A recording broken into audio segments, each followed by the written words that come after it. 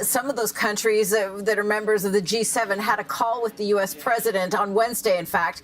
And not only did they express the concern about the Strait of Hormuz and how it is being closed and efforts to open it, but also that Donald Trump should continue or discontinue his war was the guidance that was given. So there is no plan for, at least publicly, to expand or broaden the coalition. But that's exactly what the U.S. president is suggesting, that they participate in some way in keeping the Strait of Hormuz open. Now, there's no accident in that the U.S. president has included China in that list. We know that China imports a significant amount of Gulf oil. And so the message the U.S. president is essentially sending is that if you benefit from the strait being open, you should defend it. Let's take a closer look at Iran's Harg Island, which Donald Trump says was heavily bombed by the U.S. military. It's a small island in the northern Gulf, about 25 kilometers off the Iranian mainland. It is Iran's main hub for oil exports, handling more than 90% of the country's crude shipments to global markets. Oil from inland fields is transported through pipelines to the island, where it is stored in large facilities before being loaded onto tankers. Now, Harg has a major advantage: deep waters, close to shore, allowing large tankers to dock. Let's head over to Patty Culhane, who's in Washington, D.C. Patty, Donald Trump has said that he will bomb Iran's oil facilities on Harg if Iran continues to keep the Strait of Hormuz closed. He's also said this just in the last few moments in that same message on Truth Social that we were talking about with Kimberly. He says, quote, "We've destroyed 100% of Iran's military capability, but it is easy for them to send a drone or two, drop a mine, or deliver close-range missiles somewhere along this waterway," he means the Strait of Hormuz, "no matter how badly defeated they are," end quote. So, Patty, is Donald Trump publicly suggesting, for the first time, I think, that Iran may not be fully defeated and demilitarized at the end of this military campaign? It's the most clear message he has sent on that matter.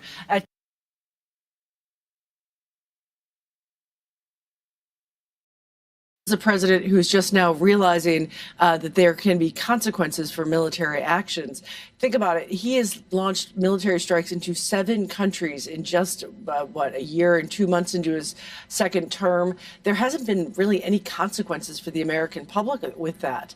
And we have been hearing from the Secretary of Defense, Pete Hegseth, who was quite defensive when he spoke to reporters just yesterday, saying that don't even worry about it. We're going to take care of the Strait of Hormuz, and really blasting reports that they just didn't expect this to happen, which is somewhat baffling. I've covered the military for decades, and every single military commander, when you talk about Iran, has always said that this was the biggest concern. This is Iran's biggest leverage. So the president now sending out all these different ideas to open up the strait. They've talked about U.S. military vessels escorting ships. Now he's saying, but they might have a drone, they might still have a missile, they might have mines. It seems he's realizing and making public the fact that it would be incredibly dangerous and very likely that the U.S. Navy would lose a ship if it tried to do military escorts. So now he's saying everyone else in the world needs to come do this. And he's also sending 5,000 Marines to the area, we believe. A land invasion, a ground invasion, well, with 5,000 Marines or 55,000 that are in the region doesn't seem possible, but it would also be tremendously damaging to his presidency. 3/4 of Americans say they do not want to see this turn into a ground war. The other threat he's making is to bomb the Iranian oil facilities. Gas prices since this started in the country have jumped 23.5%. We were already in an affordability crisis. If he bombs Iran's oil facilities, that price would jump dramatically. Patty, I have one more for you, and it's based on the same Truth Social message that Donald Trump wrote a short while ago. At the end of the message, he says this: the U.S. will be continually shooting Iranian boats and ships out of the water. What I don't understand here is that the Pentagon has been telling us for days, and so has Donald Trump, that Iran has no more navy already, that all their boats are at the bottom of the Gulf. So do they have boats? Do they have a navy? Do they have a way to threaten the strait, yes or no? Well, actually, it sounds like both things can't be true, but they can. Well, we have no official confirmation other than what the military said about the complete destruction of the Iranian Navy. What I think they're referring to there is Iran has a vast array of small boats, which can be very, very challenging to defend against. They can also drop mines from these small boats. And even though the Trump administration publicly says they have no information that the strait has been mined, several media reports have said the Trump administration has been told and is aware that there are mines in the Strait of Hormuz.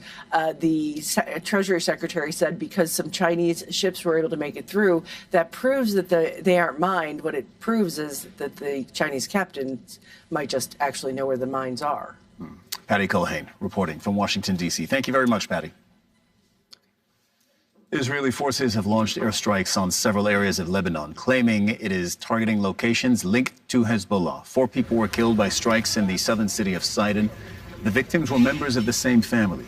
A relative of those killed says that they weren't part of any political party. Lebanon's capital, Beirut, has again been under relentless Israeli attacks. The southern suburb Dahieh has taken the brunt of the airstrikes. That's what it looks like. The area is a Hezbollah stronghold.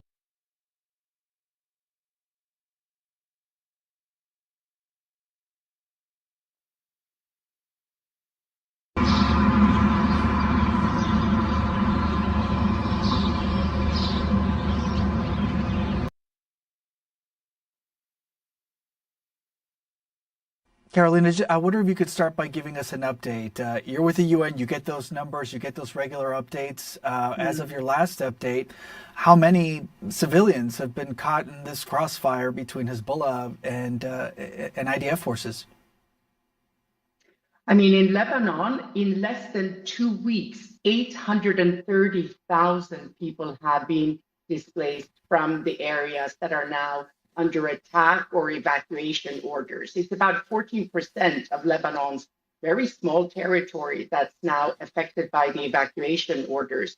And of course, 830,000 and 52% of them are women and children. It's a huge number displaced in such a short period of time. Where do they go? So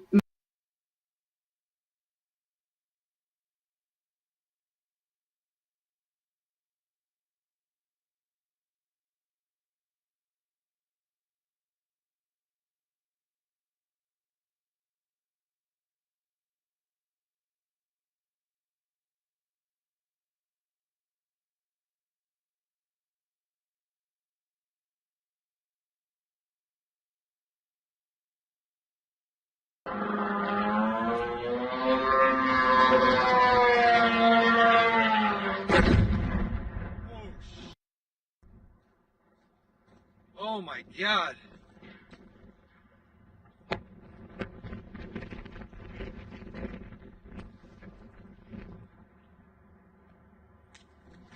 Oh, that was right here.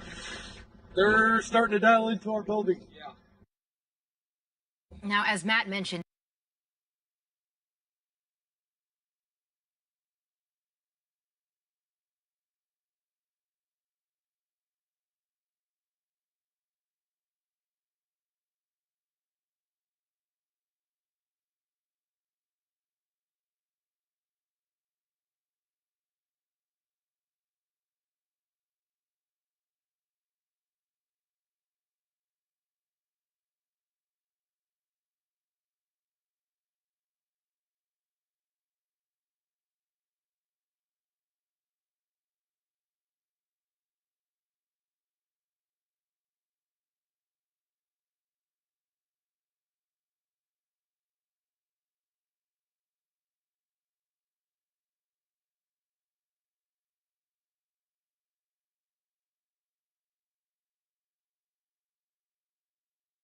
helipad at the U.S. Embassy in Baghdad, but causing no injuries.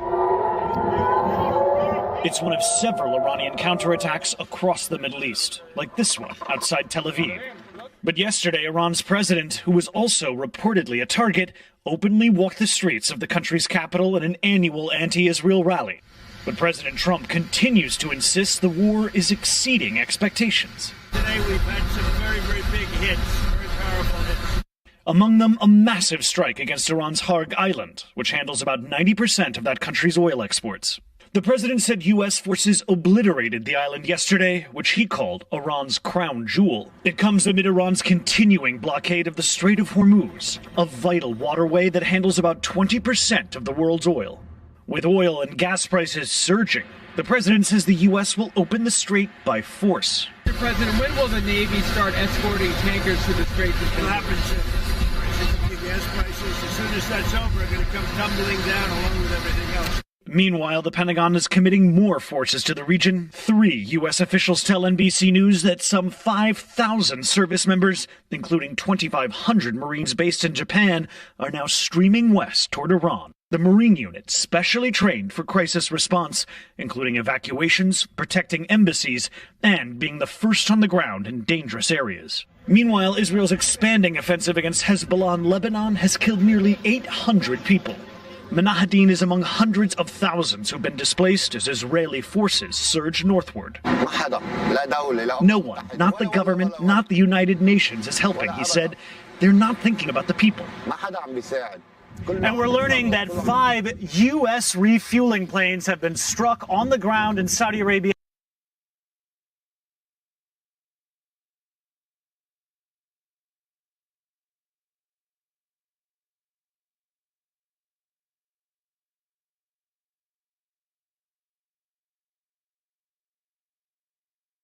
A U.S. bombing raid has, quote, totally obliterated all military targets on Iran's strategically important Karg Island, and warning that unless Iran allows ships through the Strait of Hormuz, the critical oil infrastructure there could be next. All as the Pentagon says all 6 crew members on a U.S. refueling plane died when it crashed in the Iraqi desert, saying the crash was not caused by hostile or friendly fire.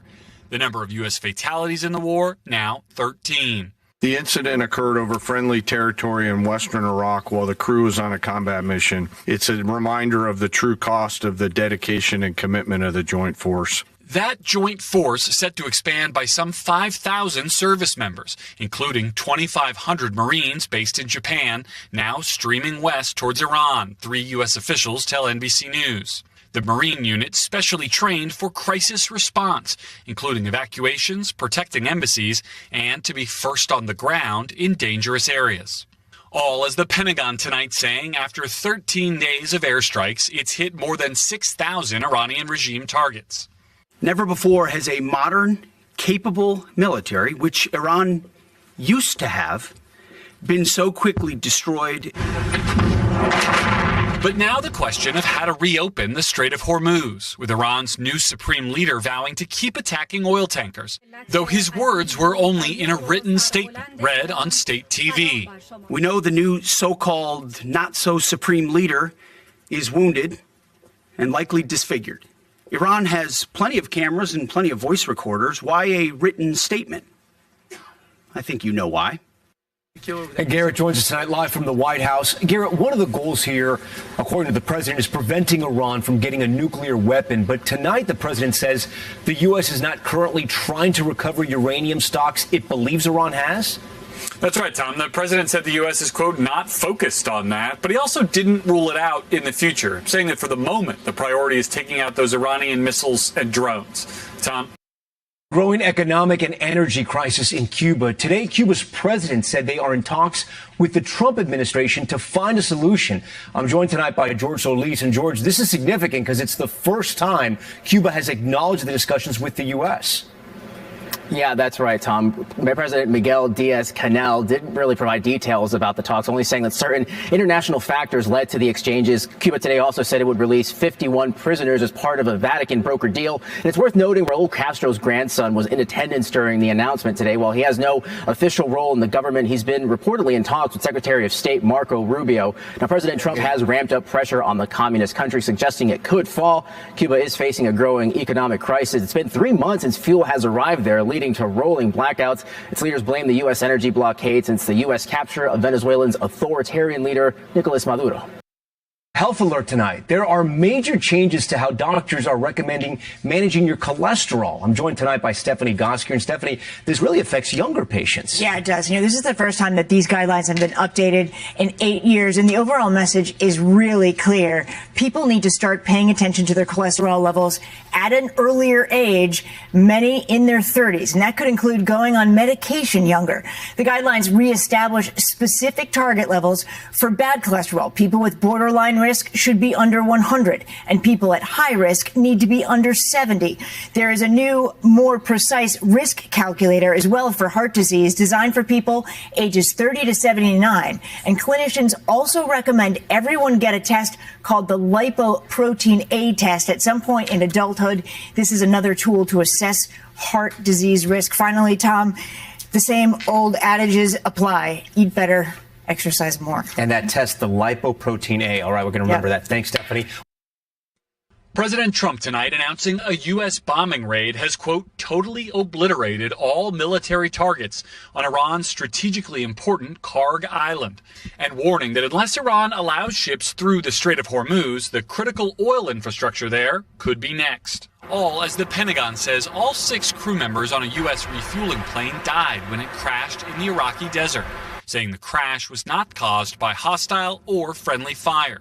The number of U.S. fatalities in the war, now 13. The incident occurred over friendly territory in western Iraq while the crew was on a combat mission. It's a reminder of the true cost of the dedication and commitment of the joint force. That joint force set to expand by some 5,000 service members, including 2,500 Marines based in Japan, now streaming west towards Iran, 3 U.S. officials tell NBC News. The Marine unit specially trained for crisis response, including evacuations, protecting embassies, and to be first on the ground in dangerous areas. All as the Pentagon tonight saying after 13 days of airstrikes, it's hit more than 6,000 Iranian regime targets. Never before has a modern, capable military, which Iran used to have, been so quickly destroyed. But now the question of how to reopen the Strait of Hormuz, with Iran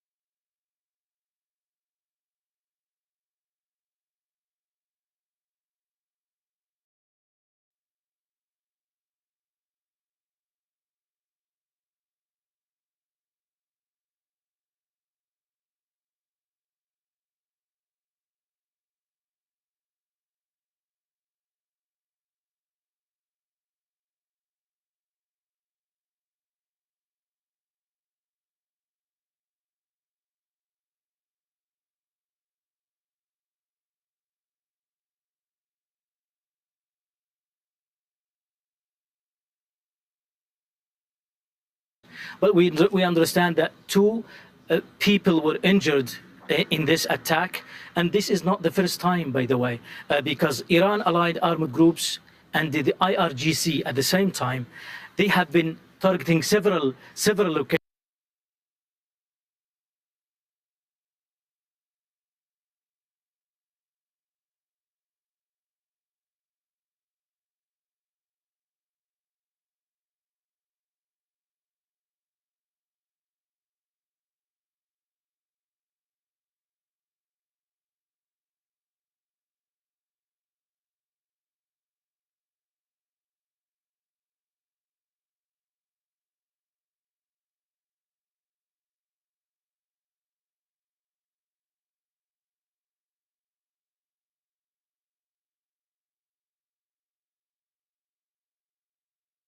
attacks across the Middle East, like this one outside Tel Aviv. But yesterday, Iran's president, who was also reportedly a target, openly walked the streets of the country's capital in an annual anti-Israel rally. But President Trump continues to insist the war is exceeding expectations. Today we've had some very, very big hits, very powerful hits. Among them, a massive strike against Iran's Harg Island, which handles about 90% of that country's oil exports. The president said U.S. forces obliterated the island yesterday.